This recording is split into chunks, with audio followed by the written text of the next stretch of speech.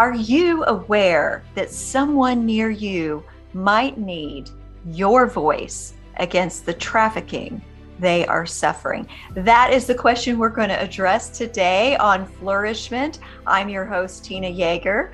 Flourish-Meant is part of the Spark Media Network and can be heard on the Edify app. Today we have with us Andi Buerger. She is a highly sought after international speaker, author, and advocate for those who cannot speak for themselves. She's a victim herself of child sex trafficking for 17 years. So she founded Beulah's Place and Voices Against Trafficking, an international nonprofit dedicated to eradicating human trafficking in the U.S. and abroad. So, Andi, I am so grateful for the ministry you provide and that you are willing to come and share with us about how to be a part of God's voice against trafficking. Welcome, Andi. Well, thank you so much, Tina. It's an honor to be here. So tell us a little bit about your reasons for starting this. We heard in the intro that this was something that you suffered from. So talk to us about how God got you free from this and developed in you the courage and confidence to begin the ministries that you are now leading, because that's a long road after being a victim to becoming a leader, isn't it? It is a very long road and definitely worthwhile, but not everyone is called to that. And I understand that. But to your point, yes, before there was a term called human trafficking, I was trafficked by immediate and extended family members from ages 6 months to 17 years old. And back in the early 60s and 70s, they just didn't have, any place to go. People weren't even talking about child abuse. It was kind of like swept under the rug, or the family secrets, you couldn't tell anybody, or they simply made sure that, the kids weren't near the predators. But when your family is the predator hub, then that makes it hard. All that to say, by the time I was 5, Tina, I decided that I would just take my life, because my birth mother had made it clear that, I was the problem. I was the reason for all the issues in the family, and that she could take me out anytime she wanted to. So the abuse and the sexual things that were going on, and no way out, basically. I thought, I'll just jump in front of a car and then I'll be dead, and then I'll be at peace. No one will hurt me, touch me. I'll never have to go back into that house. And that is actually where God really met me. As I sat on that curb as a little 5-year-old girl, I was waiting and waiting, and no cars came by that day. And then I looked up into the sky, and it was so huge and so blue. And I thought, I wonder how big that is. How far does it go? Did somebody make that big sky? And are they bigger than the people hurting me? And in that moment, I heard this voice from within my heart, loud and clear. And the voice said, "This is not the plan I have for you.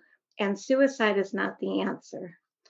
And I felt that voice through my whole body. And I thought, I trusted that voice. I thought, there is somebody out there. And I went up to the garage, and I stood up against the door, and I said to no one in particular, "If you keep me alive, I'll do whatever you call me to do." Now, of course, I didn't know how painful and how long the road would be. So things got much worse. And the last time my birth mother tried to take my life, I was 17 years old. And it still wasn't anywhere to run to, because, again, if you were a minor, even when I reached out for help, they would say, well, you have to bring your parents. And if they're part of the problem, then the child has nowhere to go. And even today, all these years later, familial trafficking victims have a really hard time getting help, because the family bloodline protects them in a lot of courts and a lot of justice areas. People still want to send kids back to the mom or to the dad without really vetting out what is happening in that family. So, but to fast forward to your question, yes, so God took me on a road of education, business success. I thought, if I could be successful, somebody will have to love me. If I could just be whatever, then somebody somewhere down the road, may want me, may love me in a way that I wanted to be loved. Because as a kid, We just want to love and be loved. It's pretty simple. So after that, that's kind of how the journey began. And then when I married my husband 22 years ago, we both had a heart for teenagers and kids that were at risk. I mean, I'd always had a heart for kids that were like me or came through things like I did. But we decided we wanted to do something about that. You were healed of all of those emotional wounds enough to be able to reach out and offer healing to teenagers. For many of them, did you find that they also had suffered abuse and wounds in their families of origin and they needed someone who understood them? Absolutely. When Ed and I started Beulah's Place in 2008, I had suffered the fourth of 9 traumatic brain injuries, but that one in particular took me out of commission I lost like a year of memory. But what I did remember was serving dinners to homeless families at the senior center for Thanksgiving. And these young girls came in with brand new newborns, Tina. Oh my gosh. And they were living in their cars as we found out. And I thought somebody's got to help these kids on the street. And you're right.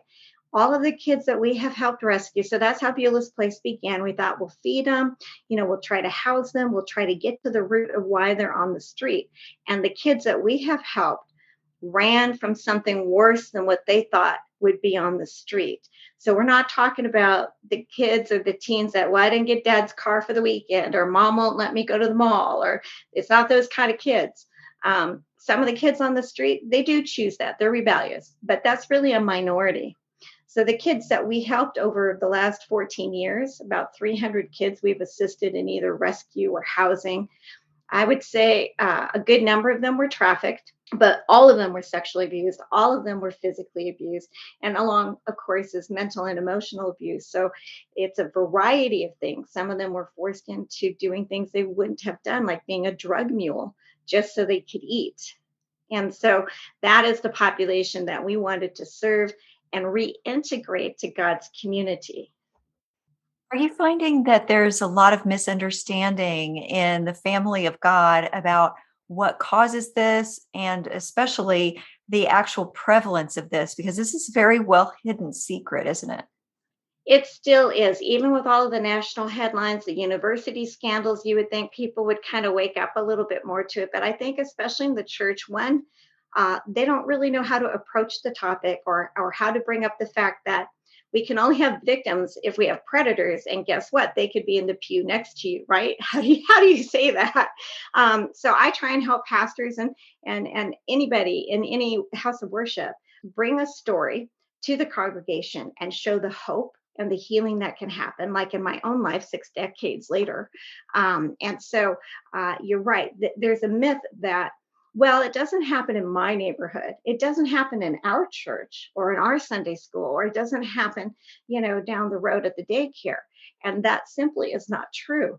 We know in the US that every 40 seconds, a child 18 years and under is abducted. That means they're taken or they're lured into a situation.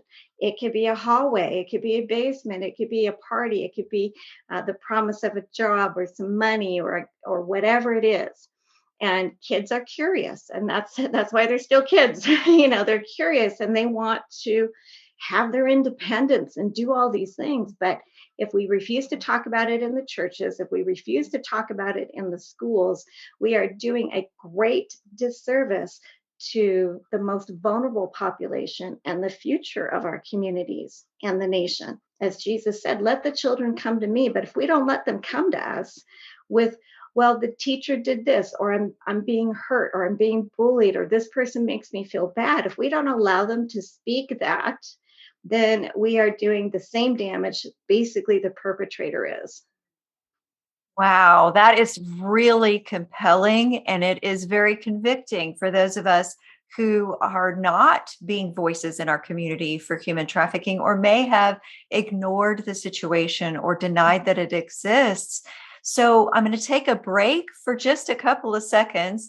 But when we come back, I want to talk with Andi about how we can learn to identify human trafficking and how we can get people to feel safe enough to come to us and ask for help, and how we can begin in our communities to provide the answers and solutions that are so needed for this widespread, worldwide, deep, and evil problem that surrounds us. Meet the Christian who married faith with true crime, Lori Morrison. Lori is a person of faith, a private investigator, and the producer of the award-winning podcast, The Unlovely Truth, where faith and true crime intersect. Lori and I would like to invite you to join the True Crime Mission Fields program, a life-changing opportunity exclusively joining Christians who have married faith and true crime.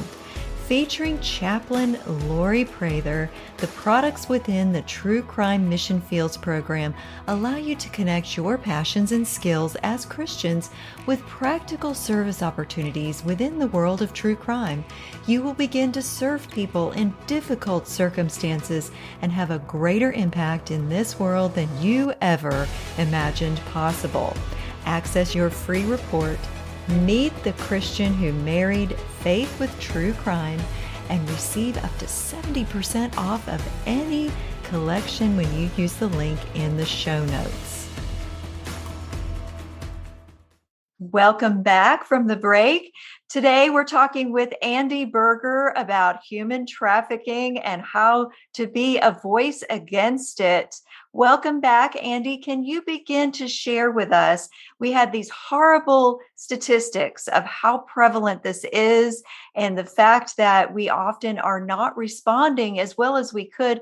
How can we begin to identify this secret issue that is so well covered up and hidden, even maybe in the next door neighbor's house or the pew next to you? How do we begin to identify this and create safe conversations where people can feel comfortable sharing that this is happening to me? Absolutely.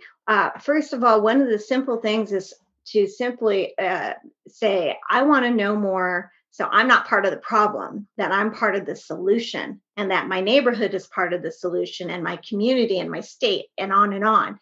And when we do that, when we acknowledge, okay, I hear there's this huge elephant in the room. Now, what do we do about it? Because I don't want my niece or grandchild, grandson or granddaughter, because boys and girls are at risk, maybe not quite equally, but up there, because gangs and cartels and just residential predators, as we call them, they're all interested in any human that they can manipulate, coerce, sell, use for profit or for depravity. So let's get back to the basics. Yes, how do we look at this? When I was younger, I was dragged to church a few times, and I would never give people eye contact in public. I would hold myself very tightly. I didn't want to be touched. I didn't want to have anyone anywhere around me who might sense that there was a problem, because I knew what would happen to me at home. I was so controlled by my predators. And yes, they were family members, but even for the victims that aren't being controlled by family members. So, here's an example. We have a lot of dysfunctional families in life, and that's not a judgment. It's just the way it is. We have pressures. We have all this stuff. There's divorce, there's drug addictions. There's all kinds of stuff. One of the girls we rescued about 8 years ago, her father was a religious leader in the community, and he was the one that violated her while she was very young. Her mother finally divorced him, became an alcoholic, and then she hooked up with an older boyfriend and decided that he was more important than her daughter.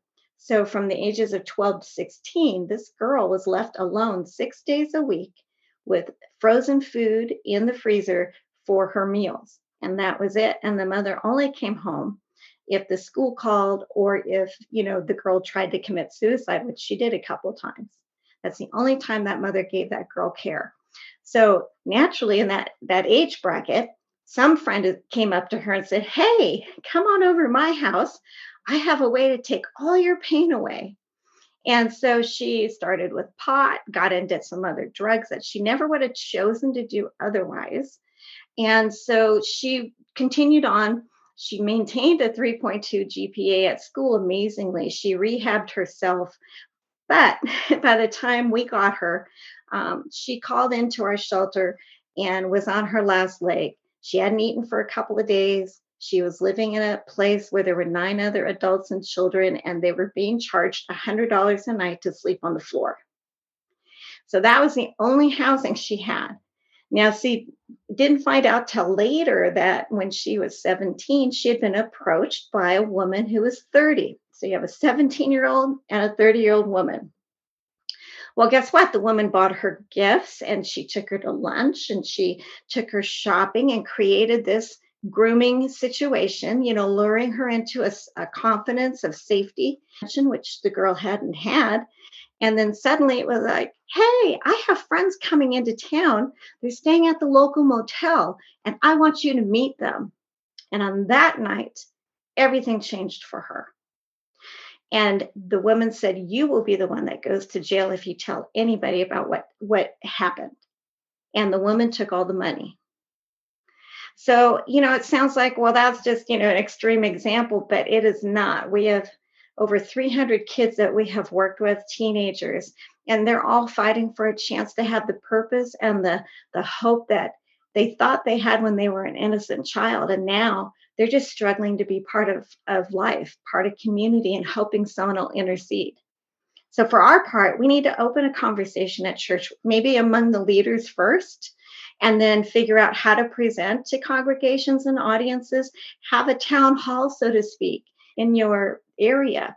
It doesn't have to be formal. It has to be someone, like I speak all the time to different groups, and I'm happy to do that because I'd rather have people know, look, here are the things you can do. We have hotlines and helplines. You can put those in your phone today. You can have your teenager put those numbers in their phone today. If they see something, they can say something safely, anonymously, neutrally, and get help. If they're in trouble, they can call. But also, I advocate for the safe word system. So, for example, Tina, in your family, if you have kids, I would say, well, you guys need to come up with a word or phrase that only your immediate family knows. This way, when your child starts socializing or they go over to a slumber party or they go off to, high school, if they're in trouble or they feel like they're being threatened or there's something that doesn't feel right to them, they can text you that and immediately you have to go help them or get help for them. But again, that's something the family has to agree to only use in those particular times. So that's kind of a safe, non-public way to let your kids communicate with you. Same with grandparents and guardians. And it sounds simple, but it really does work. We've had a lot of great situations where that was the one thing where the adult was like, something's wrong. I don't know what it is, but I'm going to go get my teen or my child or whatever from the piano teacher or from the gym. And so that's really simple to do, but we have to educate our communities about the things to look for. And we also have to hold our local law enforcement accountable for prosecuting, for bringing in speakers that can teach more about the topic, for doing everything they can to protect your children of that community. And believe it or not, even in my county, the district attorney will not prosecute human trafficking because he doesn't believe it exists. Wow, that's really alarming. And That is. it is, but as individuals, are there ways that we can help people feel safe when they've been through that process of grooming and those who tried to get their trust abused their trust? How can we get them to open up to us and tell us what's going on when it's really hard for them to trust? It is very hard. That to me, even though a lot of people say it's a miracle you're alive, and that's true, but for me, the miracle is that I trust. I trusted that voice when I was 5, and I've never given up on that. But for people that have been groomed, we need to vet out, okay, if that's a summer job that my teen wants to get, who are the people involved in that job? Where are they going to be? What time? Do a little more due diligence. And we're all busy. Parents are working multiple jobs. We get that. But at the end of the day, do you want to come home to your child the way you left them? Or do you want to come home and either not have a child or have that child harmed in a way you can never reverse? So my thought is that yes, we want to vet out more. Who is the piano teacher's husband? Oh, okay. Who is Jane or Joe's friends? And what about their brothers and sisters? Are they safe? The predator today, Tina, looks like your dentist or the librarian. It's not the gruff and rugged ones that you see in the movies all the time. I mean, they can be, but generally the predator will look just like a normal parent or a normal adult. and they're looking for product. And so we need to have that conversation with our kids that says, we're not trying to police you. We're trying to protect you and help you protect yourself when we're not there. So let's talk about this issue called human trafficking, because in America, it's almost overtaking drug trafficking as the number one illegal activity. And we can't have trafficking if there's no demand. No demand, no supply, no profit. And so for our churches, I wish that every church would give me and other speakers that I know the opportunity to share how we can present this and gently get their congregation to get involved. Go to a local youth center, help out there, watch for things. Are kids in the bathroom too long, or do they look like they're disenfranchised from the rest of the group? That kind of social body language that we know. Is there someone hanging around the parking lot that you don't recognize? I mean, are you looking at your environment where you are and where children are, whether they're yours or not? I'm always looking at who's walking down the street alone without a parent or without, some kind of guardian. And I just pray for those kids. A lot of kids walk to school alone. They walk to the swimming pool, alone. They walk to a lot of places alone or ride their bikes. But where is their safety net? And that's what we have forgotten to do for our kids, I feel. Teaching the kids around you that they are loved by Christ, Yes. and continuing to bring that message of love and acceptance is really important toward garnering a place of safety and trust where they could eventually maybe share, this is what's going on with me. And if they are withdrawn, not pressuring them to tell, because Right. that's terrifying to someone who's been threatened about telling, but just telling them Absolutely. this, that if someone's hurting you, and you don't have to tell me if you're uncomfortable, if someone's hurting you, that's not okay. And they shouldn't be allowed to do that. And if you ever need to get help, you can ask us here and we are safe. And communicating those messages to all the teens, not just specific ones, is very important, because you don't necessarily know which teens might be at risk. So I think we need to create places where kids are safe and are told this kind of touch is not okay. These kinds of ways of being treated are not okay. And if this is happening to you, you can tell us and we will do everything we can to get you advocates who will help you. Absolutely. And that one, it's not their fault. Two, that whatever happens, we do love them and God loves them, and that this is not God's way. I don't know how it happened, God's divine love, but I knew at a very early age that He did not cause the harm, that He gave each person free will. And in my case, those people chose to do evil. You can do evil, you can do nothing, which is to me just as bad as evil, or you can do something. And that's what we want people to do. And to not judge our children if they come to us with something that sounds outlandish. Maybe there's a little exaggeration, but remember, they're emotional. They have all of these feelings about somebody making them feel uncomfortable or trying to touch them, or maybe they already did touch them, or maybe they grabbed them and, pushed them around, whatever it is. We want our churches, our social organizations, our families to be open enough to say, no matter what my child, whatever age they are, no matter what they tell me, I will receive it in love and ask God for wisdom, and we will work it through together. And if a child knows that, if I had had anyone intercede on my behalf, I would have just been a whole different, being. But here I am trying to help others and other families and communities get the idea that we have to let our children feel safe, like you said. Every Sunday school class, no matter what age, every educational class, no matter what age, even in college, repeat, repeat, repeat. You have the right to be the human you're designed to be. Someone tries to threaten that right, physically, mentally, whatever, then please talk to and have the resources available. Yes. And they should be able to talk about when they're sensing discernment that something is wrong, even if it's in those Yeah. early stages of grooming and it's making them uncomfortable. They need to be able to say something's wrong, and they may be misreading someone, and that's fine. But Mhm. just to be able to be on the safe side and kind of give some distance between them and that person that's making them uncomfortable. It's so much better to be safe than sorry than to allow our kids to go Absolutely. into that. So that is so important. And I love that you brought out that issue of the child, the victim, being blamed by the perpetrator, so that the perpetrator never takes responsibility. It's always the shame on the victim. So you're going to Yes, experience, when you see these kids, they will be either visibly showing a great deal of low self-esteem or shame, or they will be hardened because they have grown so worn down by that shame that they'll appear to be rough, even though yes. really the issue is that they have been beaten down by shame and they've just hardened themselves against it. Absolutely. Most of the kids that were more challenging that, we have helped and we knew where it was coming from, they didn't at the time. But, we worked through it was because they had been so hurt and all that hate, all that ugliness that was poured into them, would come out at certain, like in bursts, even though most of them had counseling or whatever they needed. But here's what most folks don't understand. Once you have been victimized like that, especially in a sexual way, which is I feel the most intimate violation of your entire being. It's a life sentence for that person because you can't undo that. You can never undo that, but we can get new normals in our life.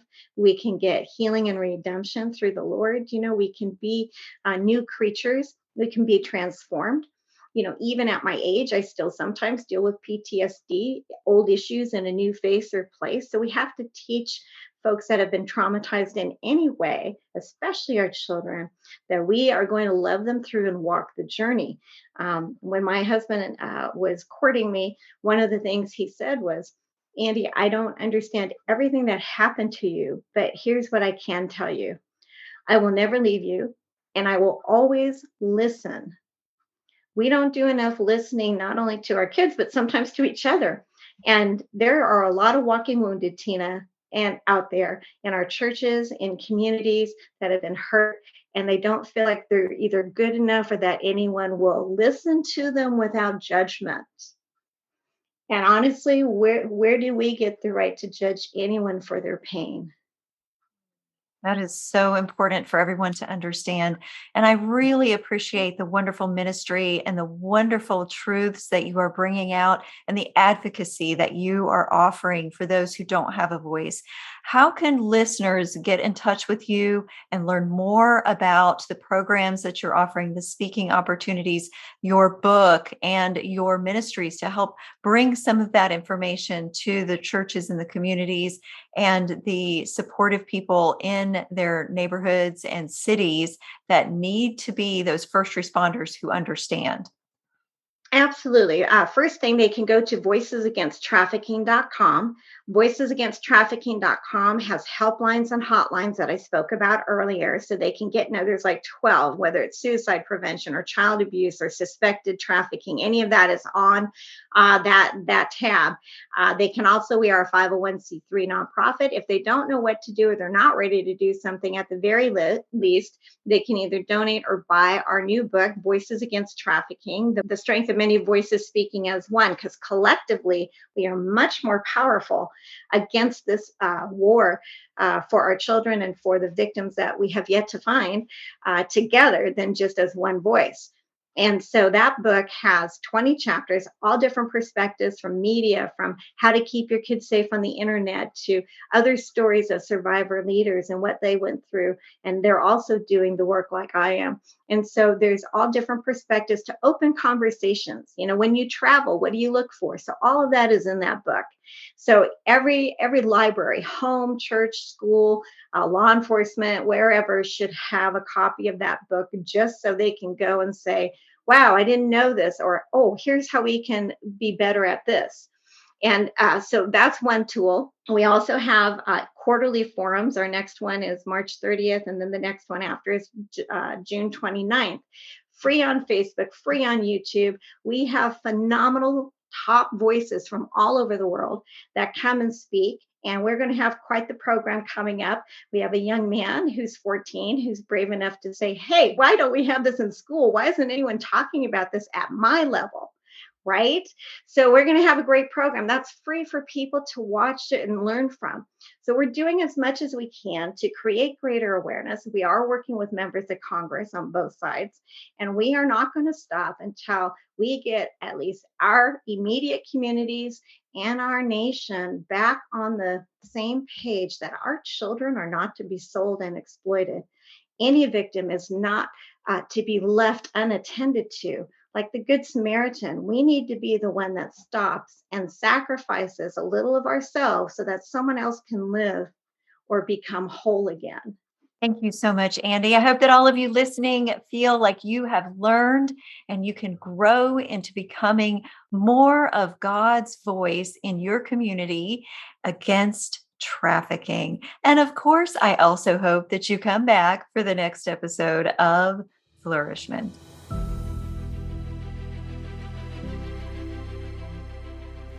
Flourish-Meant is part of the Spark Media Network and can be found on the Edify app.